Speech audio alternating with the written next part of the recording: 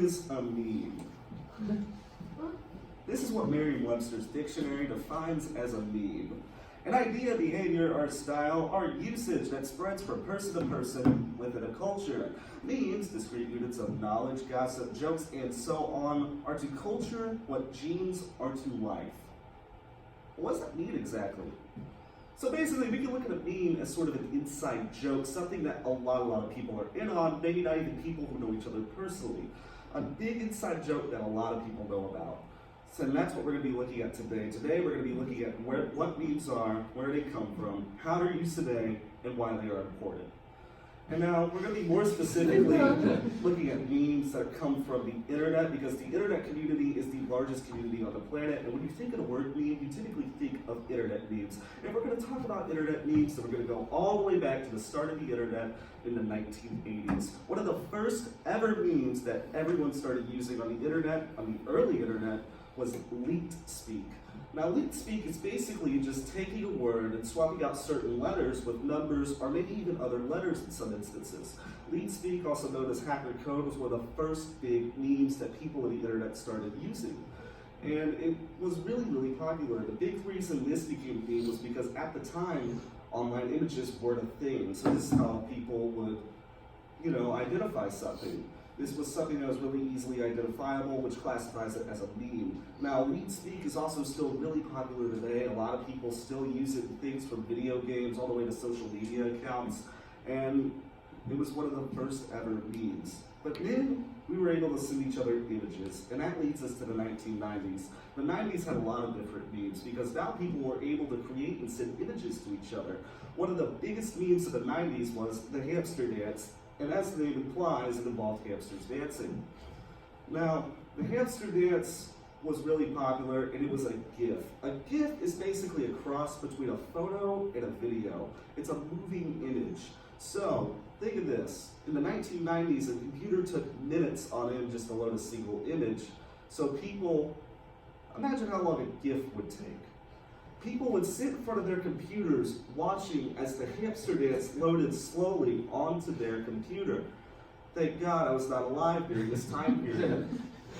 Another popular meme which people typically emailed to each other during the 90s was "This Looks Shot," which involved a background image with multiple shot JPEGs among it. Now, right over here we have an example, and you can tell this is Photoshop because there's a UFO in the image, and aliens no longer use UFOs because they think they're cliche and outdated.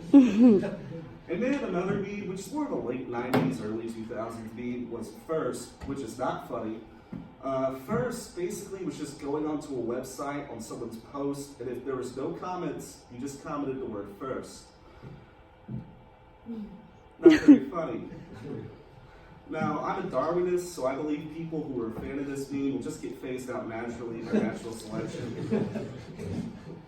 And then that leads us to the early 2000s, and these are memes we all grew up with, whether it be middle school or elementary school, and these are memes that you've probably all seen. The two big meme formats of this time period were rage comics and advice animals. Now, by the 2000s, memes were more focused on relatability, meaning memes wanted to tackle the struggles of everyday life for things such mundane as brushing your teeth or committing murder. Now, the two big meme formats, like I said, are rage comics and advice animals. Rage comics included crudely drawn characters expressing themselves and what their activities were, and advice animals included a caption here, and an image right here. And these are memes we've seen before, especially, like I said, in the early 2000s when we were kids. And another big trait of memes from this time period were meme icons. What a meme icon is basically just a meme celebrity. So we have Troll Things, which was a Rage Comics meme, and then we have Bad Luck Brian, which, by the way, according to the Daily Mail, Bad Luck Brian actually is doing pretty well for himself. He's going to Penn State University, and he works with his dad, believe it or not, and also Grumpy Cat, which was another popular advice animal meme. And that just leads us into memes today. Memes today are more about relatability than ever before, yet they still maintain some of those traits found in earlier memes like their predecessors, such as meme icons. And over here we have a few different memes. Right here we have Salt Bae. He was a really popular meme not too long ago. Then we have Danielle Bergoli, the Cash Me Outside girl. I don't think I pronounced her last name correctly, though I don't care because she's a terrible person. Then over here we have the Thinking Meme, and if any of you come up to mention Harambe around me, I will not hesitate to strangle you. And before we move on, I just want to talk about some modern meme formats. These are all memes you've probably all seen before. Over here we have what's known as the IRL memes, which those are the most popular by far. And that includes a caption here with an image here. And then over here we have Drake memes, which is just an example of how pop culture and the news can be memeable and how people on the internet really do run with celebrities.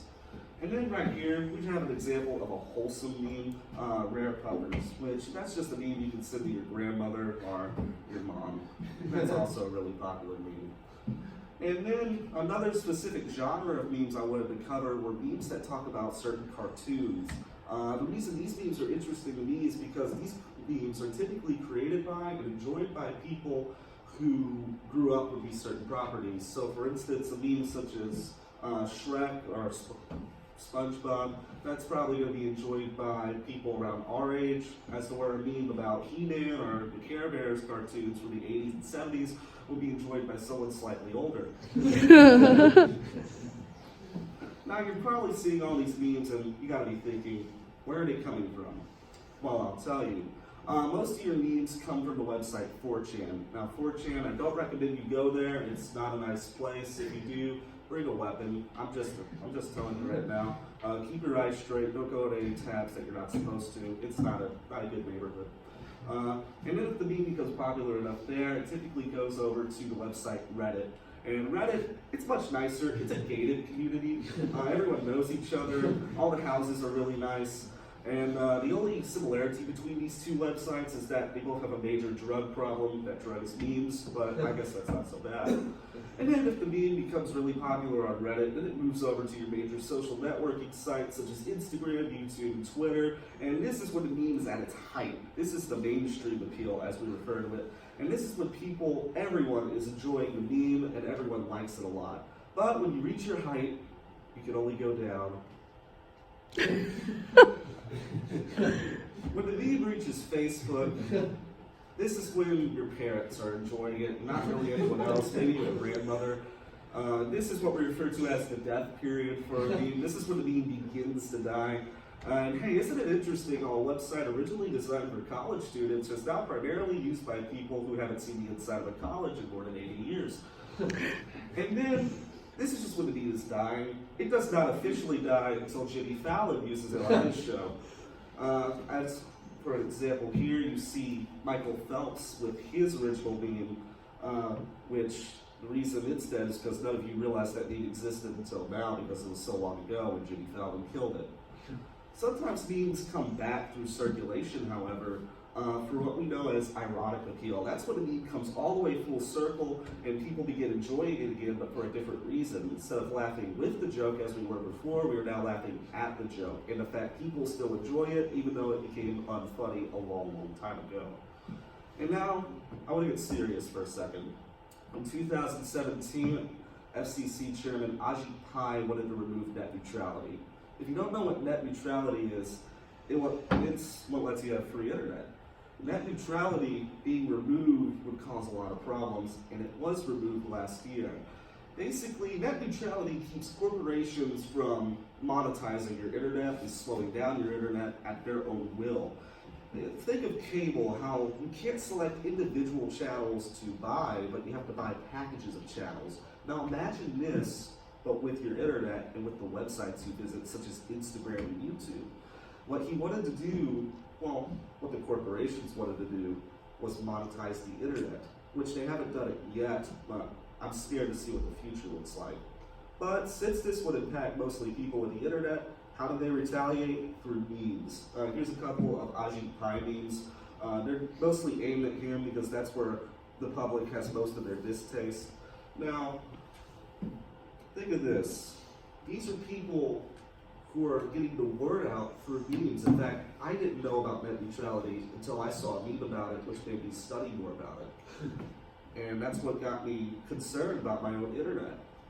Now, think of this. Where else do people express themselves by creating something? Art. Now, I'm not saying memes are high art like Ralph Key or a painting by Monet, but we have to admit creating something to express yourself is a form of art. So maybe memes aren't really high art, but they are a way people express themselves. But before I go, I just wanted to share with you a couple of my own favorite memes. I felt like this would be the best way to end off. Over here, we have a surprise Pikachu meme, which that's still very relevant right now. I'm really enjoying this meme as of now. And then over here, we have a good old SpongeBob meme. SpongeBob's never gonna die, and they're always gonna be making memes about him. And then we have the starter pack memes, which fell out of relevancy a long time ago, but I still really enjoy them personally. And then we have my college career, which that meme is on its death period, not because my college career is dying, but also because the only people laughing at it are my parents. Thank you for listening to me.